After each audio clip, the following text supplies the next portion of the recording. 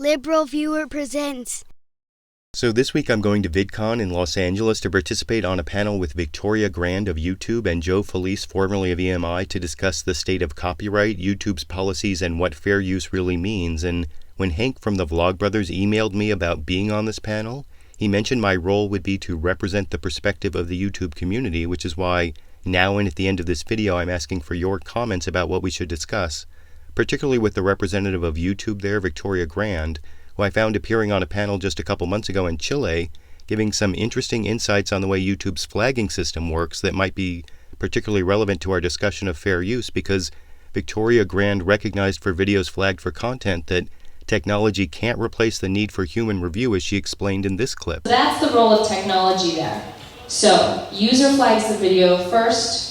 technology kicks in to rank it in order of when it's going to be reviewed, and then it goes in for a human review. So videos do not come down off of YouTube unless they're clearly spam, which is one caveat, and that is sometimes hard to gauge, as we know, unless a human actually takes a look at that video. So according to Victoria Grand, those false flagging campaigns can only get a video to a human for review faster, but can't get a video taken down, which she even explicitly calls a myth in this later clip. There's a big myth out there that you can do a flagging campaign on a video and get it taken down, and that's actually not the case. So no amount of flags from users are going to cause a video to be automatically removed from YouTube. And the reason that is that we've never figured out, and I don't think we ever will, frankly, how to train an algorithm to figure out context. I mean, it's so difficult for us to figure out context, and we're constantly undergoing training. And can you imagine, I mean, what kind of algorithm would you create, and how would you teach an algorithm to look for things like violence? Would it look for a gun? Would it look for blood? How could it look for things like hate speech? Even if you had words that you could train the algorithm to use, like the N-word, maybe it's being used in a humorous context by Eddie Murphy, maybe it's being used in a self-referential context, and only a human is actually going to be able to put those things together. And so for us, again, we haven't seen a way that we can actually automate a review, and I don't think we will. And that's all really admirable if that's the way the flagging system really works, but I wish that inclusion of the human element to make complex judgments about videos flagged for content also applied to the way YouTube's video identification software flags video for copyright, so that a human being made a judgment about fair use before changing the status of a video. But that's not the case for YouTube's video ID system, and YouTube even bragged about it in the more than 2-year-old video YouTube still uses on its Content ID page, as you can see in this clip. Let me show you an example of a user-uploaded video that was recently identified by the match engine. As you can see, this video was created with a handheld video camera pointed at a TV screen. Despite the low quality of the source video, our engine was able to identify the underlying work owned by one of our partners, and we took the action they requested.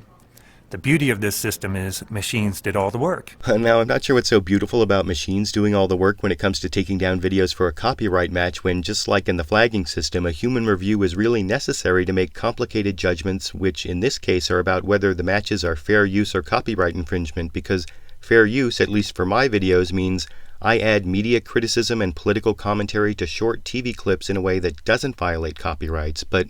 that hasn't stopped YouTube's video ID system from presuming my videos guilty of copyright infringement, disabling them and rejecting them from partner monetization, and then making me jump through a bunch of hoops that include significant periods of time waiting to get a human to review the penalties that were all inflicted by a machine. So the first issue I'm thinking of bringing up on this VidCon panel is the need for human review of those video ID copyright matches before imposing any penalties on the videos. But as annoying as the problems with YouTube's copyright matching software are, I think the big copyright issue I always hear about in the YouTube community is what people call DMCA abuse, where people use the procedures under the Digital Millennium Copyright Act to file bogus copyright accusations against videos they don't like, either just as a means of harassment or, worse, to get the video uploader's personal information from any DMCA counter notice he or she may file. And I think YouTube could make improvements in a few different ways to fight DMCA abuse, including verifying the identities of those who file DMCA takedown notices before honoring them,